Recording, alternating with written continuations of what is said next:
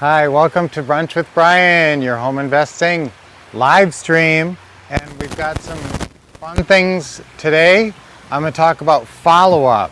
And we just came out of the weekend, and hopefully you had deal meetings that you could follow up. And guess what? I'm going to do a whiteboard today because I have some points, and I always like it when you write things down. Okay, so I said I was going to talk about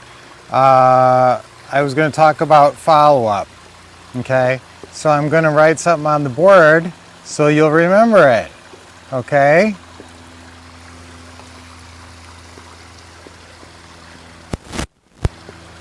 Okay, so what does that say? Can you read that? No follow-up, no deals. All right. It's very rare where we're going to get a deal on the very first call. People will call in and we'll talk to them. And a lot of times it's not the first closing call. It's not the first time that you talk to them. Now, every deal will go through a certain process. You'll generate the lead. Here, just write down these 4 steps because every single deal is going to go through these. Some way, somehow, you're generating that lead. So the first step is get the lead. Get lead. It's marketing. There's, marketing involved, or somebody referred this person to you. So somehow you get the lead, okay? So obviously it's better if it's a referral because then it's a warm lead coming in. That's always great. All right, so that's the first step. After that, then you've got the opening call. Somebody's got to talk to the person, see if they're flexible to do terms, seller financing, creative financing, or see if it's a cash deal or what exactly it is. A lot of times we can pay cash if it's the right deal. So somebody needs to do that opening call, and somebody needs to do the closing call. I'm wearing my hat today, by the way. See what it says on my hat? I buy houses. We're getting serious now. It's getting into the summer here, and so we got to get serious and we got to get deals going. So that's why I want you to start thinking about follow-up, because if you get 2 deals this summer or 3 deals this summer, a good chance will be you might talk to them now and then close them in a month or 2 months. It's this follow-up that gets you these deals. You just keep hanging in there until it sells, or they tell you to stop calling. Okay, that's my hint. Write that down. You just keep calling until it's sold, or they tell you to stop. Okay, and I want you to really get good at this follow-up game, and I want you to get good at all different follow-ups. So you're going to have follow-up from the lead. You're going to have follow-up from the opening call. You're going to have follow-up from the closing call. And what's the last thing that you're going to have follow-up from? The deal meeting. That's the 4th step of every deal. So the first step is get the lead. The second step is the opening call. The 3rd step is the closing call. And the 4th step is the deal meeting. And there's follow-up steps for all of those. Okay, so here's what I want you to remember. Okay, no follow-up, no deals. But when you know how to follow up, you will, whoops, I wrote that wrong. You'll know deals. Deals. Okay, I can't even write. That's my first time on the whiteboard. Okay, I need my eraser because I was going to write some more stuff on there. So guys, with those 4 things, the 4 areas that you're doing deals in, here's your follow-up. Here's what I want your schedule of follow-up to be. But before I get to that, I always like to commemorate certain things. It's Safe Sun Week. So we like to be out in the sun. It's very sunny here, but it's safe sun. So I'm a huge believer in sunscreen and all that. So take care of yourself in the sun this summer. Don't get a sunburn. You're like a lot more likely to get skin cancer if you get one bad sunburn. So really take care of yourself. It's National Brothers Day. So if you got a brother, you gotta give them a shout out today and say, hey, it's National Brothers Day. It's the perfect excuse to reach out.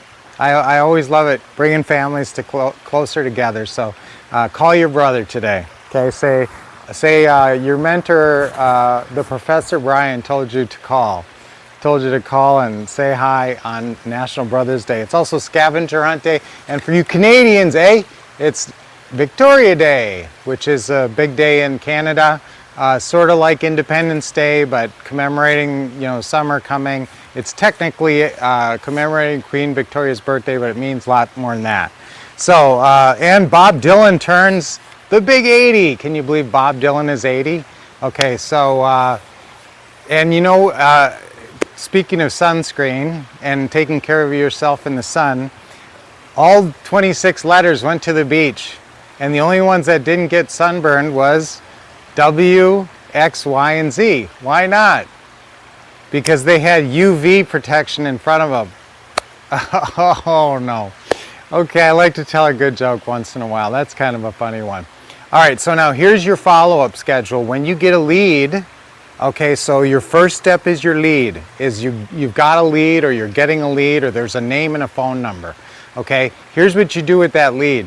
You call them every single day until you get a hold of them. I mean, it's really that simple.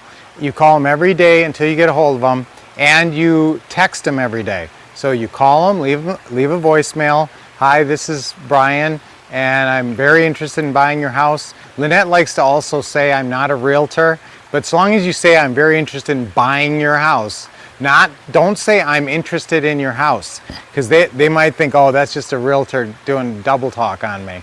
So always say I am interested in buying your house, or I'm not a realtor. I'm okay with you saying that too. Leave a message, leave a voicemail message and a text message. Then on the next day, leave a voicemail message and a text message, and mention the fact that you already called them and they didn't call you back. And then the third day, leave a voicemail message, and I'm good with a video text. Leave a video text. It's really easy. Just film it with your phone, with your camera on your phone, and when you press cut, it'll ask you if you want to share that video, and you just share it. So that's really easy to do, video texts, and so I want you to do that. All right, text next day. That's my little phrase. Text next day. Okay. You should just text every day. That's what I'm trying to get you into, this habit. Now, once you've talked to them and you do the opening call, what's your follow-up there? Remember, and write this down, the shorter time spans between these steps, the higher probability you're going to get the deal. And I'm really serious about that. If this spans a week to get from the first lead to the deal meeting, or to the follow-up from the deal meeting, your chances are better if it's within 2 days. The shorter time frame that you can keep these steps. So, and that's why it's sometimes nice if you do the opening call, or if you take the incoming call, you can do the opening call, closing call, roll right into the deal meeting. If it's a virtual deal meeting, you could do everything basically almost on the same call, just say hang up and well, let's do a video chat. But then you have to prepare paperwork. So you'd have to say, hey, let's do a video chat in like a half hour, do all the paperwork, email it over to them. Yeah, it's technically, you could do everything, that fast on a virtual deal. But now follow up in terms of an opening call, I told you, after you have that lead sheet, it's the same thing. It's the same pattern as when you just have a lead. A lead or lead sheet, you got to get that closing call made, because you got to get out there to the house or realize it's not a deal. You got to, get through leads, process the leads. So the way to do that is call them every day, text them every day, and on the third day, call them and leave a video text. Now, I would keep pestering them after that. Usually they almost always respond to a video text, but you can also do a voice text, an audio text, and that can be compelling too. You can do that on the 5th day or something if they haven't got a hold of you. So you keep hanging in there, and I just say keep texting them. That shows them that you have a sense of urgency about the deal and that you're serious. That doesn't say you're a pest. They advertise the house for sale one way or another. So you're not a pest, you're assertive, okay? And I want this, write that down, assertive follow-up. That's what I want from you, assertive follow-up. I'm like your coach in this cap today. So not aggressive follow-up. Aggressive, that turns people off. Microaggressions, they say. So don't be aggro about it, but just be assertive and just be diligent. You're just doing diligent follow-up, okay? So after the opening call, again, same pattern. What about the closing call? Okay, if you make a closing call, you're going to have some kind of a decision made. That lead is going into one of 3 places. Either it's going into a suspect file that you may or may ever call back. And we'll sometimes look through the suspect file, and call some of them just, because it's decent practice and, for newer people, and it's not a bad thing. And you never know what you can dredge up out of there sometimes. So you have a suspect file that probably is not worthy of a follow-up. And then there's like a, for sure, closed, sold, out of the picture. So all that stuff goes in the suspect file.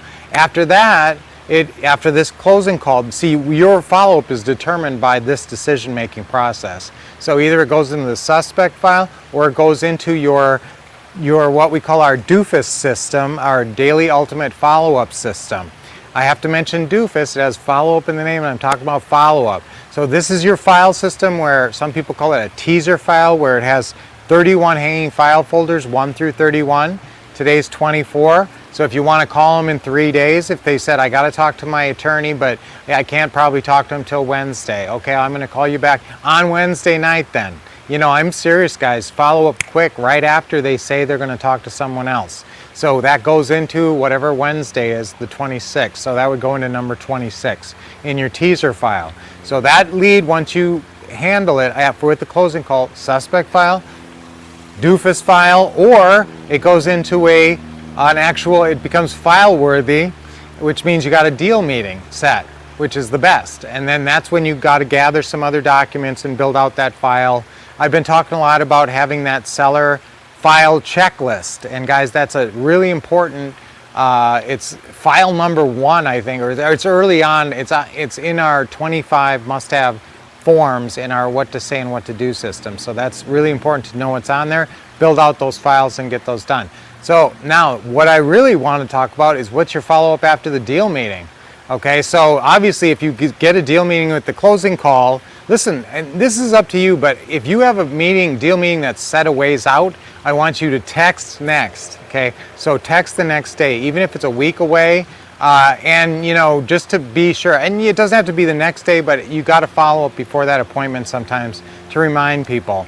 If it's a touchy one, I guess sometimes I don't want to poke the bear, and so I've kind of wanted to just show up. So I have made that call on occasion.